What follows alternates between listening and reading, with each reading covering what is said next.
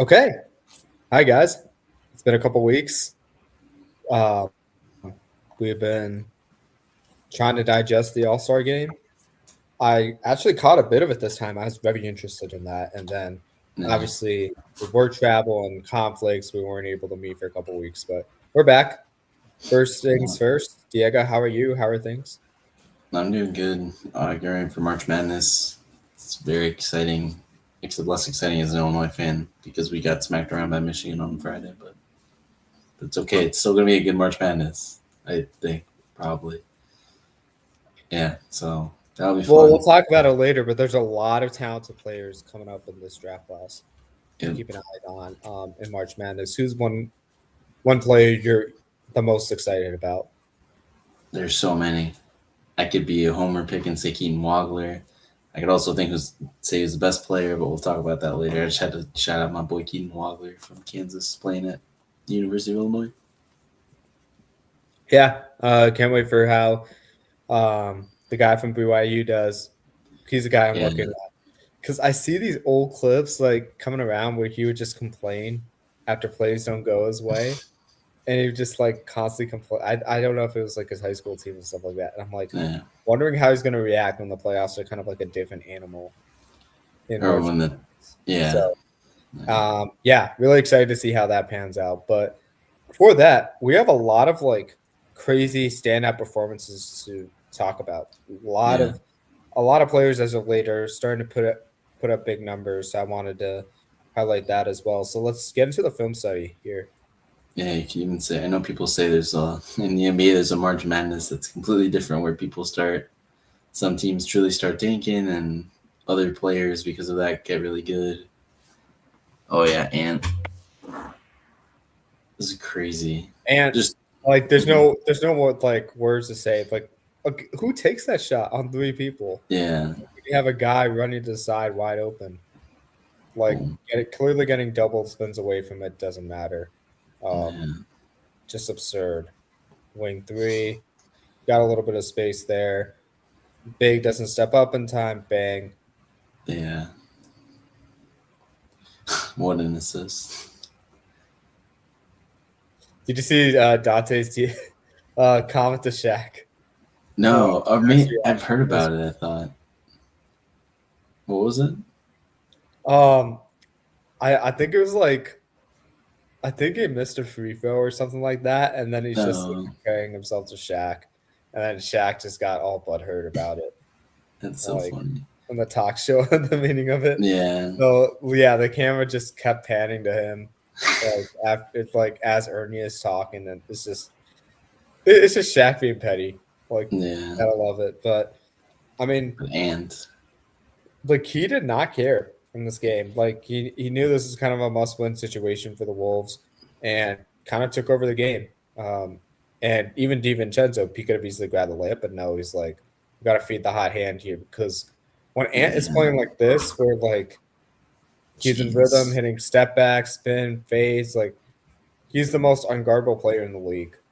Like, and I Mm-hmm. know there's Wemby in it, but like there's absolutely nothing you can do but when Ant is playing like this. So, um, yeah, not Mm-hmm. surprised one bit by this, but kind of crazy how he put up his 41 points. Yeah, I mean, I still can't get over how last year he led the NBA in 3 pointers made. Like, this is a type of player where, and me usually, like I bucket these athletic guys who handle and can create. A lot of them you see they play and they play well, but they can't shoot.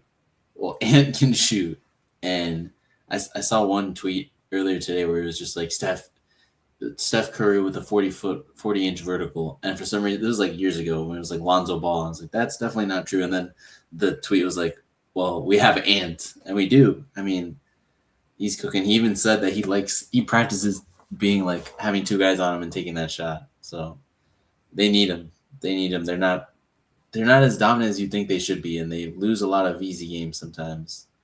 But maybe as the last 2 years, they're just ramping up right in time. I don't know. Yeah, I mean, and look at the stat line. He's taking 13 Yeah. threes a game, like, Mm, and having almost a 67 true shooting percentage. That's really impressive. that's Like when you're sick. thinking about like how accurate he Go is. on top of the 5 steals, 6 rebounds. Two-way Yeah, player, like this. one of the most athletic two-way players we have in this game right now. Mm-hmm. No words need to be said about him. Yeah, he's pretty good. He's one of Jaylen my guys, Tyson. like a rookie guy. When I say that, I'm like guys I've just been loving to watch this season. Like Jalen Tyson is just completely just developed purely Mm-hmm. out of hustle. Like watch him running the Yeah, floor. He kind of slows down a bit, but then like still like finding ways to like space the floor within the paint. And then yeah. also like taking threes, like Driving. thinking about what move to make, but not slowing down like the offensive possession and relocating for three. He's doing a lot of things that role players are expected to be asked to a T, where supporting Mm-hmm. star players. And one of the few players that are blossoming on the Cavaliers because of Harden's presence. But I just love the way he's been growing this season and being able to like get accustomed to the NBA game. So I just wanted to shout him out because he had a great game against the Pistons. This is a great game to watch in total. And Yeah. oh yeah, we were talking about 3-point percentage. Right here it says he's third with 46% basically. Really Mm-hmm. impressive stuff out of him. Wait, I just want to see. I don't know if he is a two-way player. I thought he was. Oh, dang. I thought he was a two-way contract player. But right, just how good he's been this year. Like he's been so good that the Cavs were like, DeAndre Hunter, we're shipping you off to Sacramento for Keon Ellis and who else did they get for that? Not Malik Monk and Dennis Schroeder. So I Yeah, think it's Dennis just so Schroeder. We had talked interesting. about that deal actually. Okay, so yeah, he's gotten. And sorry if I'm getting distracted. I got my friend's No, you're good. talking. She just Block on Cade too. That's crazy. no, yeah. So just the way, he's gotten so good that he like displaced the guy off the team. It's crazy. And yeah, I mean, I feel like this is what you expected out of DeAndre Hunter, and he never got there for the Cavs. So just great, and it's a perfect type of player to have next to Harden. Just a guy who can make shots. He can even create a little bit, right? You would love him to at most be a third creator on any lineup, and he's gonna do pretty well. So yeah, he's a great player. Yeah, let me. So he's not currently on a two-way contract. Let's see, Jalen Tyson contract. But even a player like this, where he's like shooting it so well from three, like you would Mm-hmm. think he'd just be like restricted to shooting role, but he's clearly more than Yeah, that. You see him like have an impact on the defensive end. He's involved in everything, like spacing and like the inside the 3-point line. He's doing a lot of things you don't normally expect out of somebody who's like ranked third in 3-point percentage.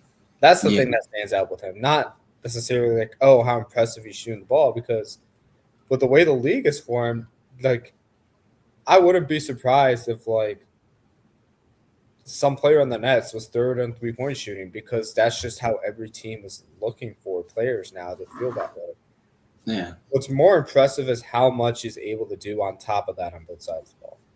Yeah, and I ended up finding the contract details. He was a rookie in last year, so he's a second-year player, and he's making 16 million over 4 years. That is a steal compared to whatever you were paying DeAndre Hunter, which must have been at least like maybe 10,000 or 10 mil a year. So yeah, good move by Cleveland to make that space and get some other players. So yeah, he's a starter now too. Great guy. So DeAndre Hunter's let's see here. So he when he was with Mm-hmm. the Cavs took on the final 2 years of his 4-year, $90 million rookie God. with the Hawks. Oh my, yeah. So he was set to earn 23.3 million during the season, and then 25 million next season. Jeez. Yeah, I know. That's pretty. So that's the thing, right? And that's the whole theme of this era of the NBA. If you find a guy that can produce as well as another guy, and he's making like not even a third of the money, a fifth. you gotta say, yo, dude, you're out. You're too expensive here. You're not given the value of that contract. And it's just But how I it don't has to think it's be. just about the production though. Like Yeah. you see the IQ Well, with the yeah. players around, and I'm not saying DeAndre Hunter doesn't have high IQ. This is more to say like Tyson's IQ is off the charts Yeah. for being the role he is right now. Hmm. And those are the guys you want to find. Yeah. It's why the Oklahoma City Thunder, the Nuggets have had so much, the Celtics have had so much success as of late because they've been able to find those kind of guys in the roles that they've had. So that's the thing that stands out to me Hmm. as far as like the differences between him and like an arguably more talented player on the surface with DeAndre Hunter. And he was Yeah. coming out like everybody wanted him out of the draft. He was looked at it like a two-way player coming off a team that made a deep run Right. in the college playoffs. So you wanted to have a guy like that. Yeah. No, yeah, that makes sense. And I guess the IQ goes into the production, but maybe not at the same level right now. So Yeah, because it yeah. shows up in different ways. Shows up in different ways. But Right. yeah. Another guy I've Oh yeah. been like loving to see, like as Ooh. I'm watching him, Hugo Yeah. Gonzalez. Look at his stat line: 18 points, 16 rebounds, 3 steals, and 2 blocks. Like Hmm. you don't see that out of a player, like not at all. But like, look at The him, like how much hustle. he's leaping out of the gym. Like obviously, it's not sustainable over the course of a career. Like your knees are gonna get cooked by 30, bro. But like you could just see like his athleticism stand out, but then like how he has no hesitation. That's the biggest thing that stands out to me. Yeah. I think I actually. So you sent this, and I was like, okay, I'm going through it, and then I realized I had seen this one. I was like, oh, awesome! Like I feel good that I would already seen it. That we're on the same like great minds think alike type of deal. But one subtweet I saw under like a response is like it says they're like you can't teach that, and then someone said you can teach that at Real Madrid where he was before, and it just goes to show like not every player gets that right. Like Luca went to Real Madrid and he's not that much of a hustle player per se, but this guy he's 19 now. He's been playing against grown men for multiple years now. And these are the things you learn, right? What are your advantages? You're more athletic, you're younger, your body is in better shape naturally because you're younger, right? And it's just amazing seeing someone just put in so much work and yeah, right, be a role player right out of the draft. I mean, he's drafted 28 and look how good he's doing. This kind of goes to your point, right? The IQ, the hustle, these things that can't be taught per se, but it's a want to. It's amazing. And that's what the best teams have. They have I think I heard about it on a podcast where like Pistons, Thunder, two teams that maybe they weren't at full strength, but they're both 100% trying to compete all the time. Not every team has that, and that's what Hugo Gonzalez has. So great to Yeah, I see. mean, I was watching the Thunder face the Cavs, where like Yeah, Thunder basically had nobody in their starting lineup except Lou Dort, and like yeah, for an entire or sorry, the Pistons. It was Thunder okay, Pistons, yeah, and the Thunder were like giving it to the Pistons for like 3 quarters, and then the Pistons yeah, like pulled away. And I was just sitting here like, wow, like that's like that's where the league is heading now, where it's just guys who just play hard. Like if you hmm, play hard, you're gonna have so much success in a league. So like there's nothing to lose for a guy like Hugo Gonzalez, and it's kind of sad to say that. Like if you play hard, your team is gonna be in the playoffs, and like you're gonna be a team to reckon with. But that's what it's come down to with the way like 3 point shooting is now and how reliant people are on that, and not necessarily the other technical parts of the game like defense, rebounding, hustle stats. Like hmm, now the game has shifted to hustle stats. Whoever can outcompete on the hustle stats and play unselfishly wins the game. So it's yeah, very interesting to see that how that dynamic changed. And Hugo's a perfect representation of the type of players that make championship teams. yeah. Excited to see what he does. Me too. And we'll talk about that more in a later topic. Um, I'm Yeah, watching this in real time as of you. I don't know how to pronounce his name. Is it Nolan Nolan. Yeah, Nolan Traore. Traore? Okay. All right. But I I think the Nets have this reputation that like they're just the bottom of the barrel franchise. Yeah, There's no hope or no future with them whatsoever. But then I watched this clip and I watched what we talked about with Demon yeah, and like what they have with Claxton and the guys around and Cam Johnson, obviously. And I'm yeah, like, if you give this team a couple years to like gel together, this is a really, really exciting team that I'm like, think of it, the Hornets before the Hornets hmm are what they are now. Like, yeah, let's have a bright future. And this kid was like seeing things develop before like the defense does. And it's kind of, he's a fun player to watch. Very, very dynamic. And I like what I'm seeing from him as far as the playmaking. yeah. I know. Like in a few clips ago, he's dribbling left, makes a pass on a rope to the other side of the court. That's beautiful. And yeah, I think at the beginning of the season, after this draft, when the Nets draft Danny Wolf, Drake Powell, Nolan Traore, Igor Joman, and then who's the other rookie I'm missing? Did I say Danny Wolf? But they Yeah, yeah. drafted 5 rookies, and everyone's like, they're not going to keep 5 rookies. That's a whole lineup. What are they doing? Well, look, like you gave yourself 5 shots at someone being a great player, and obviously they want to try to get the crown jewel, this a high pick in this draft. But yeah, I mean, you could have guys like Traore who's great, and I think maybe in the future his only limitation is the shot, but that's what we are saying about Joman as well, and look what he's been doing. So I think I think it's just very interesting, and it's the whole thing, right? You need to give yourself chances, and then that's where like, man, what else are we gonna do? We're probably gonna be bad. Let's just give ourselves as many chances as possible to be a better team. And they're not a free agent destination yet. They were for a second, so yeah. And then Dayron Sharp, another guy, we're seeing a bit here as well, off some assists, hitting threes and dunks. Dayron Sharp, there's another guy, Noah Clowney. So this is a very fun team of young guys. There's no they're not going to win a lot of games, like you said, but they can be good. They have a future, per se. Is that guy that Wolf?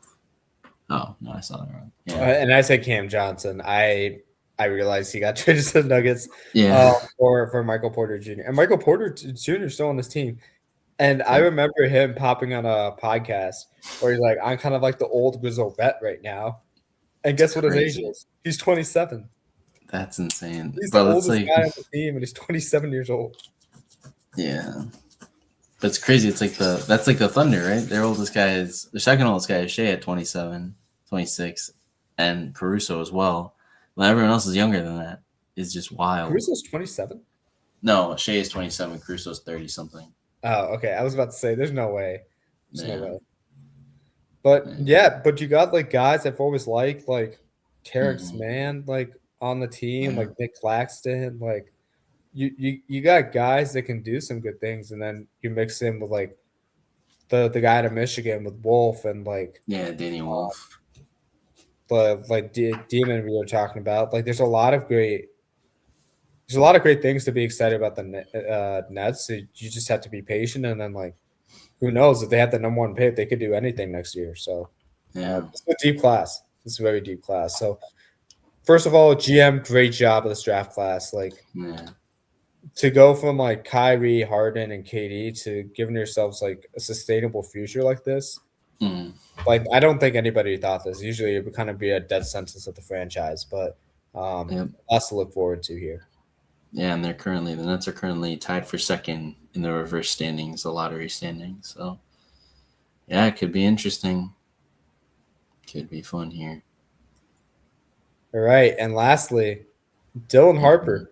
Yeah. This came a blowout real quick, and I was almost tempted to do another 1B segment, but I Hmm. feel like with the Spurs and constantly talking about 1B, we missed the other players.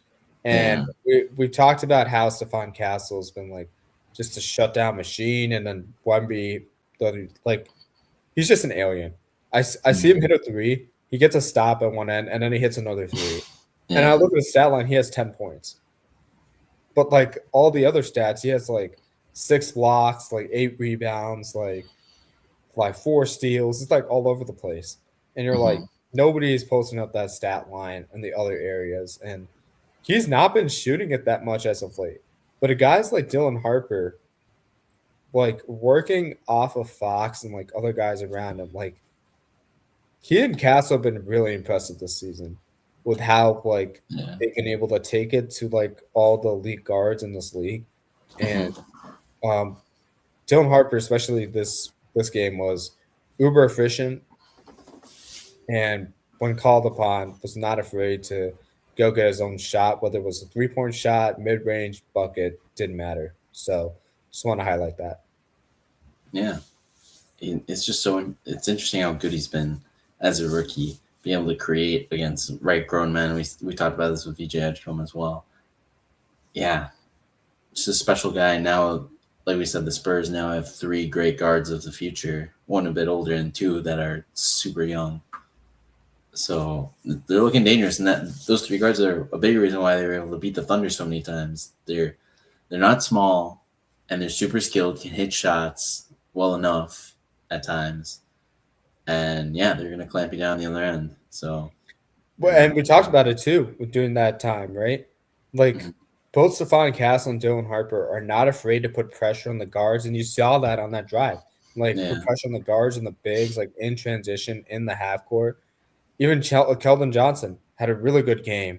hmm I I kept thinking it was somebody else with the ball cut. It keeps throwing me off. But yeah, yeah, like when you look at a guy like Harper, you think he's like a big, like he's a Cam Johnson type of build. So then, like when mm, he just becomes yeah, really aggressive and then becomes a point guard, like you're not expecting it. And I think it's the perfect complement to the aliens on the Spurs and what they can do. So yeah, yeah, Dylan Harper wanted to shout him out and not forget about him. yeah. Makes sense. Alrighty, Diego, we got a lottery problem. Right. Basically, Jeez.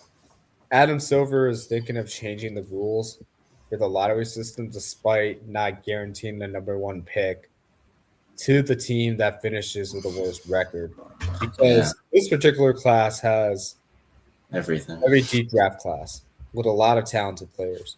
And in preceding years, like before like 2019 happened, or I should give more context actually. So let's see. I think it was Russ Granick, the commissioner at the time, or the deputy commissioner at the time, Okay. in 1984, Jeez. Yeah. converted like the draft to a Right. lottery system Yep. where they had equal chances of winning the number 1 pick. So I Yeah. think it was Top like 14. 11 chances out of 66 for the top pick. So basically a Okay. 1/6 chance of having it, right? So Mm, it basically came down to that. Um, so in 1990, fast forward to 1994, the worst finisher had a 25% chance of winning the top pick. okay. Sizable margin. Sizable margin. You want your worst teams getting better quickly, right? Yeah. Um, basically, that happened. Then we're all aware of the process that it Yeah. happened from the 20 beginning of the years later. 2012 to 13 season, where Hmm Sam Hinkie went 34 and 48, then 19 and 63, 18 Wow. and 64, 10 and 72, like in consecutive years. Yeah. They got themselves Ben Simmons, Joel Embiid, Markel Fultz, Oh, Marco Jalil Fultz. Okafor. Real one. Chicago native. None of these guys are on the team except for Joel Embiid. Yeah. Like, and yeah, Okafor. Like, I thought he would really hit for the Sixers, but like, think about like the amount of talented players they got out of it, and it didn't work. Yeah. But like from preceding years, you went from like 25% chance to 19.9% chance winning the lottery. Hmm Then they made a change in 2019 after this happened to reduce like teams purposely plunging to the bottom of the standings. So now the three worst records have like a 14% chance of winning, and the Right. odds gradually decrease. Mm. So Yeah, 14. So top three are 14, and right, 12.5 for fourth, I want to 10.5 for preface fifth. this that some of the main stars have not been picked in the lottery, Yeah. like like in the top three of the draft. Whoever's on Giannis, is picked 15th, 13th, 15th, 15th. right? Okay. Nikola Jokic, second round, 41st Yeah. pick. Shai Gilgeous-Alexander, drafted 11th. Yeah. Um, Wow. like who was, yeah, his draft first to the Clippers. Okay. Yeah. Uh, yeah, I mean, we got Wemby as the number one pick, then Cade, but like outside of that, you're like superstars haven't been necessarily picked towards the top three, Hmm. but it's become a problem where because there's a deep class, like teams are just like foregoing the play in tournament because of the way the lottery system's set up now, where the worst teams have an equal chance of winning, which is what you Right. don't want. You don't want a third of the teams in the Yeah. league just like calling it quits because they have pretty much equal chance to get into the top six Hmm. and a better chance of potentially getting in the top three. But just look at how the Dallas Mavs had a minuscule chance of landing Cooper Flag, and they somehow did. And more teams think they have an opportunity to get in the top three because of that. So there's a dilemma now where, like, how do you fix the NBA lottery? What would you do? Well, that's the thing is fix. What do you mean by fix, right? It's more if you're the NBA, what matters more to you? If you want to quote unquote avoid tanking and even up the odds, then you can't be mad that the Dallas Mavericks get the top pick when they had 1% chance, when the Spurs get the top pick when they're not the worst team in the league, when the Pistons, who were the top worst in the league for a few years, they should have had that top pick. They don't. I think they go to 5-4 or something like that. For I think the year Cade was, or not Cade, the year they lose all those games and that streak. And so there's so many things to grapple with, right? First, on one side, this is a league where you say the worst teams need help. How do we help them? We help them by giving them the draft. But also, we can't help too much because then they'll tank. But it's literally the logical choice of things to do when you're out of straws, you have no direction anymore. We have to go down to come back up. And so if you're the NBA, you have to think, well, do I want to still give these bad teams a chance, or do I want to eliminate tanking? Because as long as your odds in the draft are related to how good or how good your record is, how bad your record is, then tanking will always be an issue. But the big reason it's everyone's got their eyes on now is because, like you said, how good this draft class is. You could go up to 10 and have maybe not generational players, but you could have players that will significantly change the course of your team's history. And so that's the only reason for me. It's like maybe you're a bit too reactionary right now, and sometimes you just have to live with it. You just have to live with a 1% chance happening, because that's just a bet. That's a bet you make that, yeah, it's possible. And we're not gonna die if it happens, you know. But obviously the NBA's, oh, TV deal this, money that. Like we can't have the product looking bad. So that's my thought. I think I'm not mad about it just because it is what it is. And if we have the smartest minds thinking of how to make this work and how to make their team better, this is what's gonna happen. So yeah. I Here's what I think. I think there should be a weight. There should be like a weighted score assigned to the lottery teams for the draft, and there's going to be a lot that's involved with this. Yeah. And I'm just thinking out loud as I'm saying it because I haven't prepared properly on this to be No quite. worries. I think winning percentage out of the lottery teams after the All-Star break should be like a weighted factor in this Mm-hmm. because it shows you're competing. You're still Yeah. competing even though you have like no real stakes, like not going to the playoffs. You're not going to compete for a championship Mm-hmm. this year. but you're still giving the fans something to be excited about. Yeah. This one I'm a little bit on the fence on, but I also think you should wait whether or not you make the play-in. But Yeah. like if you lose, you're in the lottery. Like how much of that plays a factor versus the teams that don't make the play-in, Hmm. right? Yeah. Should teams get rewarded for making the play-in and losing because they're trying to look at draft capital when they know they're not going to make it far in the playoffs? Yeah. I don't know. I could see both sides of the argument though, but I do think if you have teams from the bottom of the league that all of a sudden have a Hornets like surge, make the play in, and then pull off a Miami Heat in the playoffs, that's Yeah. very interesting for content. You want that to happen in your Hmm. league, right? So I think making the play in would be a positive thing. Yeah. And waiting winning percentage on top of it gives the teams at the bottom of the league a chance to be like, how do we improve like pre and post All-Star break without just giving up? So I think those two could be weighted or one or the other. I don't care how you do it. Yeah. And then at the same time, you got to look at the bottom three teams and be like, okay, let's give them. We'll give them the highest chance to win the lottery. Like I agree with that, the 14% stuff. Hmm. But how do you incentivize that they win too, which is why you break it down to weighting factors. They'll still likely have the highest percentage, like when you put these weighted factors like decimal values to it out of one. Hmm. So here's how I would do it. I would do where you start out with a 14, 14, 14 for the worst three teams in the league. They Yeah. have 14% chances, and then you could divvy up the rest among the lottery teams.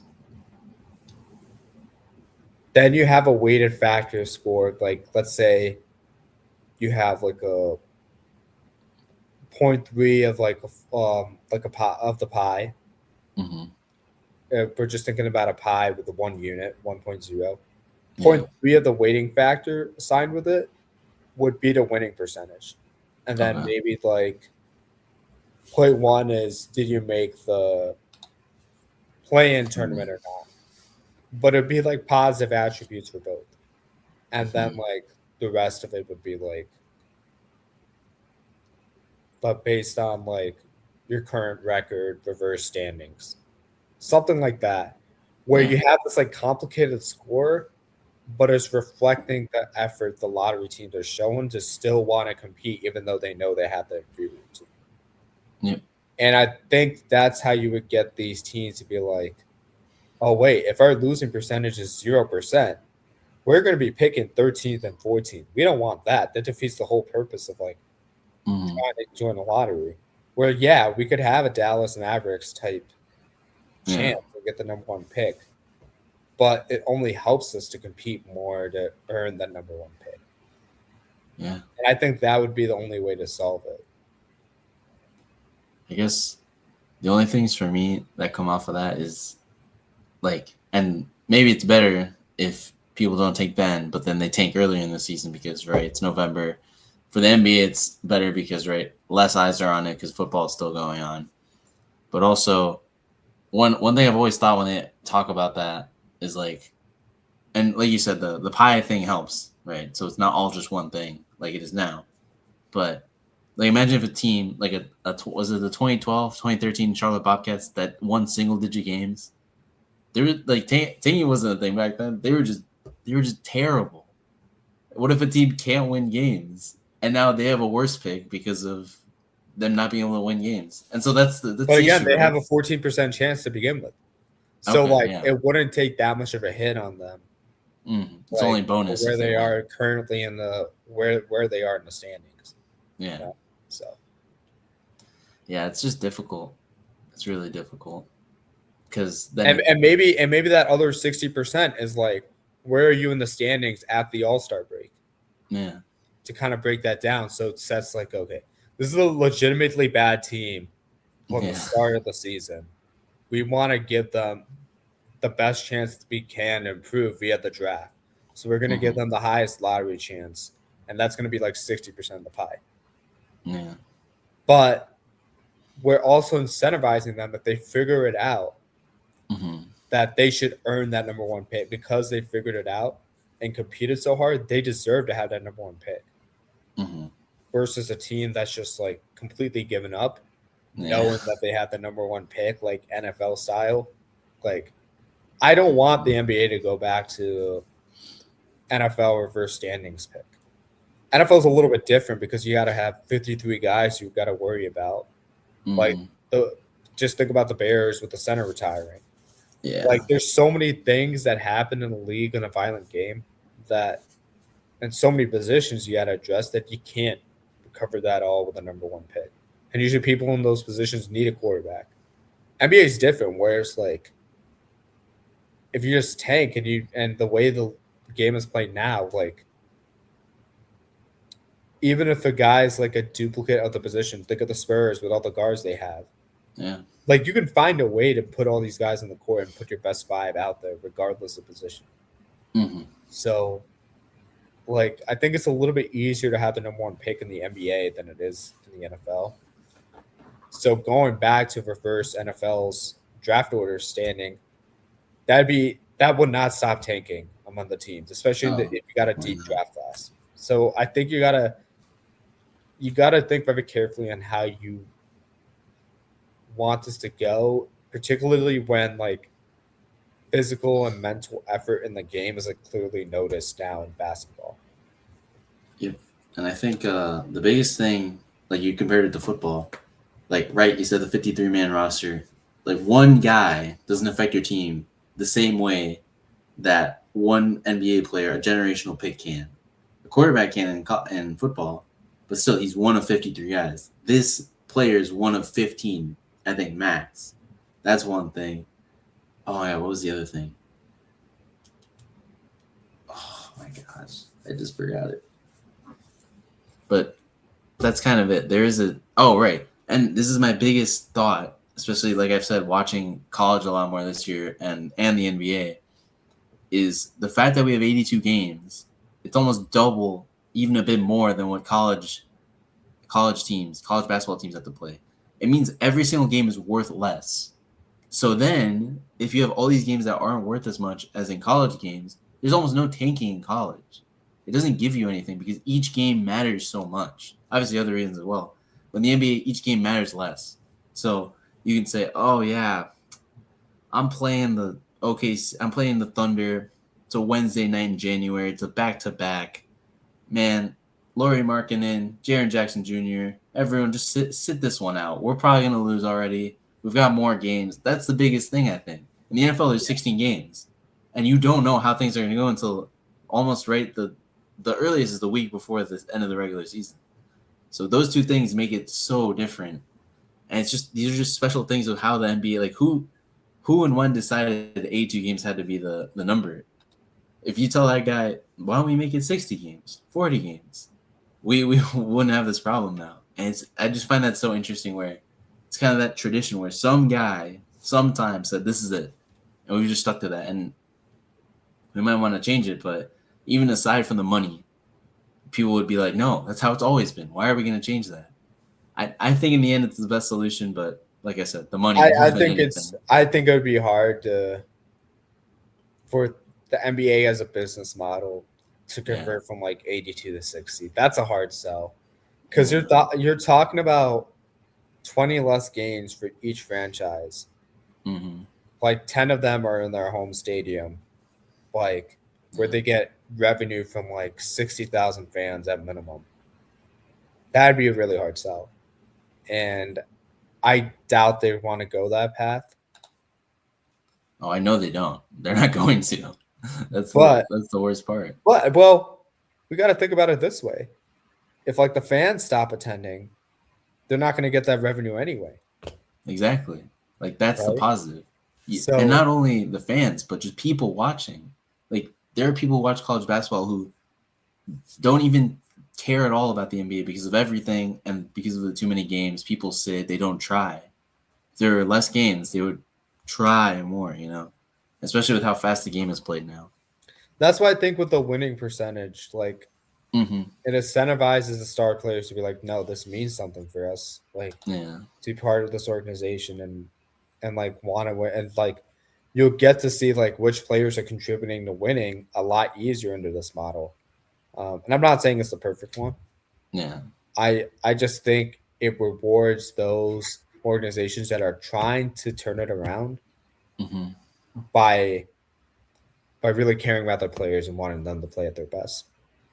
Yep. I I don't even know if this is the right approach. So guys Yeah. listening, if you have like a different idea that you want to throw around, love to hear it. But I don't think tanking is going away anytime soon, regardless of Yeah. sport. I think I see it as a good thing, but you got to be patient with it as an organization, but Mm-hmm. also like do right by the players. And I think sometimes the way people go about tanking is like, we are going to tank, we are going to get this player, and then we're going to be good again. And Can't it do doesn't it. work that way. You gotta build in a team sport. You gotta build the players around that player to succeed, Yeah. right? Like look at what's happening with Cooper Flag in Dallas. You see all the signs that he's going to be a superstar, Yep. but who's going to play around him? Dallas has still got to figure that out. Like that won't take a one season kind of deal. Like they got to count on free agency, the Yeah. draft, like trades again. The Despite Nico draft. making so many trades when he was GM Yeah. to support Luka Doncic, they got to do that all over again. Like Yeah. there's no guarantee just because you have the number one overall pick that you have the infrastructure to help him grow. Similar to Mm-hmm. the NFL, like if you draft a quarterback number one, like Yep. that stuff still matters. So, um, yeah, I'm getting off on a soapbox and tangent with that, but Both I of think us. the way tanking is perceived, especially in the NBA with only five guys on the court for a team, is like, oh, if we get this guy, we're going to instantly be good, and Yeah. that's not necessarily going to be the case. Like, look at this, look at how the process turned out with the Sixers. Like, Yeah. you don't it like you're asking them to suck for 5 straight years to get like as good as possible, but they haven't won a chip and they haven't got to like the conference that NBA conference finals.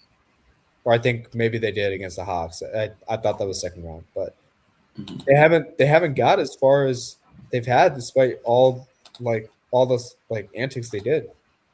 So Yeah. like True. I personally don't see it as a bigger deal as it is now. But if Mm-hmm. you had to fix it, this is what I would do. Yeah. Makes sense. Very interesting. It's a One crazy team we thought that was discussion. going to be in the lottery. Oh, go ahead. Sorry. I'm just saying it's a crazy discussion. Everything with the lottery. Yeah. I mean, well, one team we thought was going to be in the lottery because of the injury was the Celtics. Jason Yeah. Tatum being out, he was the heart and soul of that team. And I still have to see where they are in the NBA standings. Last time I checked last week, they were second, I think they.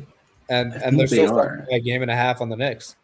Four and a Yeah. half games behind the Pistons, sitting at 41 games won after 61 games played. Wow. They're about to get That's Jason insane. Tatum back. Diego, how is this going to impact the Celtics? I was. I think it's gonna help them. I don't know who I was talking to about this. Maybe it was you, but getting Tatum back, like the Celtics right now are the second seed in the East. They don't necessarily need anyone else.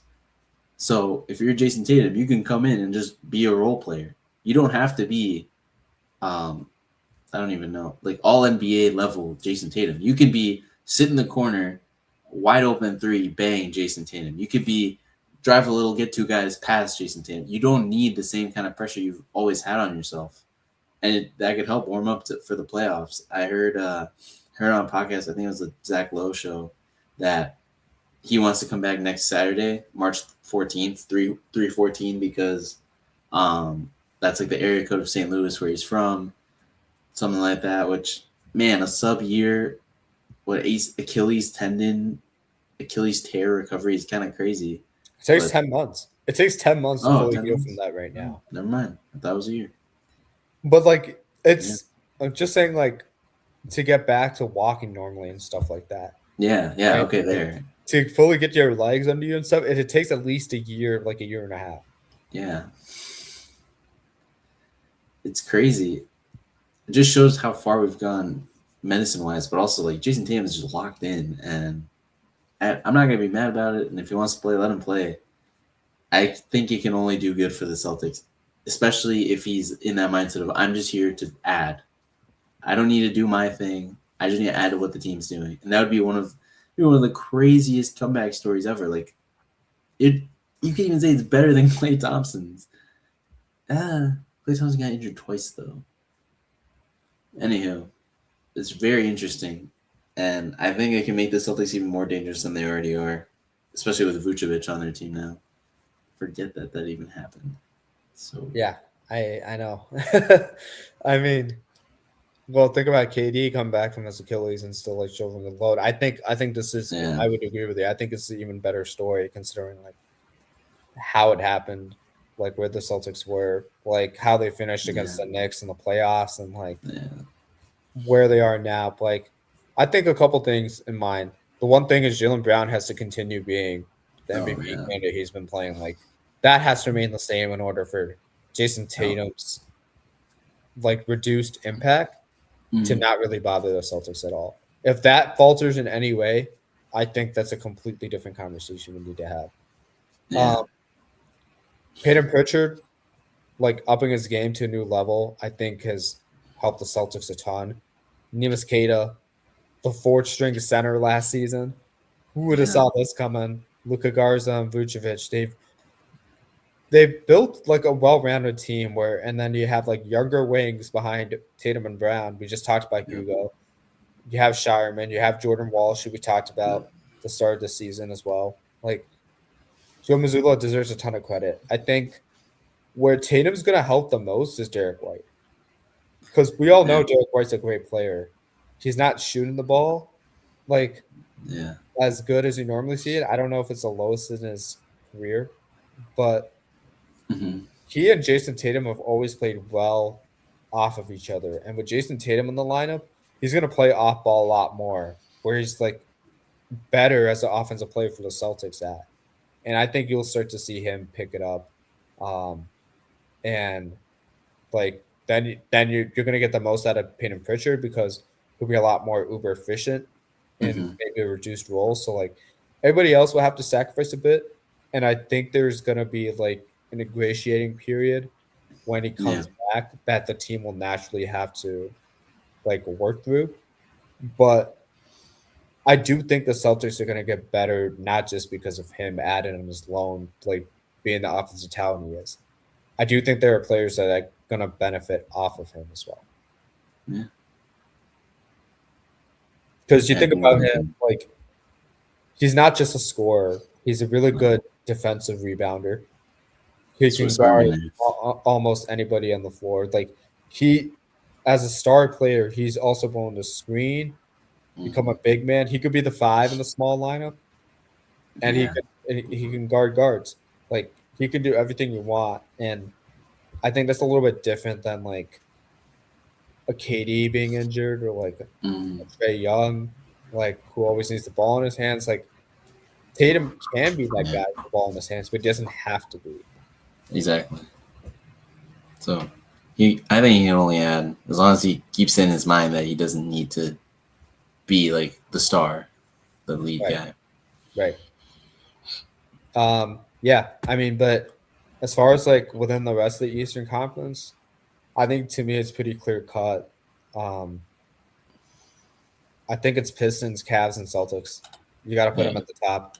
Knicks, I know they just like completely trounced San Antonio the other day, yeah, but I'm gonna put them at the 1B here because I've been burned by believing in them before, and they never just like fully capitalized on it when they had the full chance.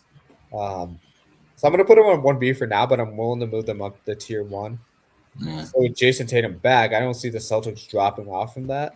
But No, I also don't see them being like worlds above the Cavs and the Pistons. especially after we saw what we saw the Cavs, like just recently. Yeah. Yeah, beating the Pistons twice, I think, this in the past week, which is crazy. So yeah. Alrighty, that will do it for us. Yep. You can follow us on our Instagram page at amon.a.mission. Full length videos are in the YouTube channel. Boom. Excited to dive deep into the playoffs. I think it'll be exciting finishes. Jeez, About yeah. 20 more games to go in Diego's favorite 82 game season. It's crazy, man. So if he's fully dialed into March Madness, don't blame him. It's a long season. It Diego, do is. you have anything you want to mention before we let the people go? I want to mention I love Guy Santos. Kyle Filipowski. There's another guy I picked up after the All-Star break. I saw my fantasy teams needed some help. I saw Guy Santos. I was like, Mind you. Diego's team is 18-1. By the way, and Yeah. this is the man who said his team needs some help, but he's like dominating this league right now. So, bro. And I picked up Guy Santos. I was like, no Jimmy. He's going to have a shot. My man drops 29 fantasy points right there. Gets signed to a full contract after that. I was like, Kyle Filipowski, I knew he's good, so I was happy I picked him up. Especially, that's what I thought. The Warriors aren't tanking, but they had no option. I knew the Jazz were kind of tanking. Oh my god, it was great pick. Not unfortunately. we're still gonna lose though. We'll see, man. This week is kind of tight. Josh got some really good performances from his. Reed Shepard, I love. Yeah, that was insane.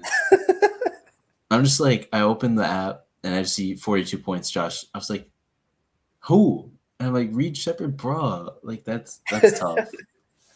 It's pretty tough, but we'll see. We'll see how it goes. Luka and Tyrese Maxey are waiting to give me something. Give them 15 points each, please. Thank you. No, please. We'll see. But yeah, good talking. Alrighty. That'll do it for us. We'll see you guys next week. Take it easy and enjoy the playoff push between these teams in addition to March Madness. I'm slowly going to get more dialed in on that. Till then, we'll see you later. Yeah, peace.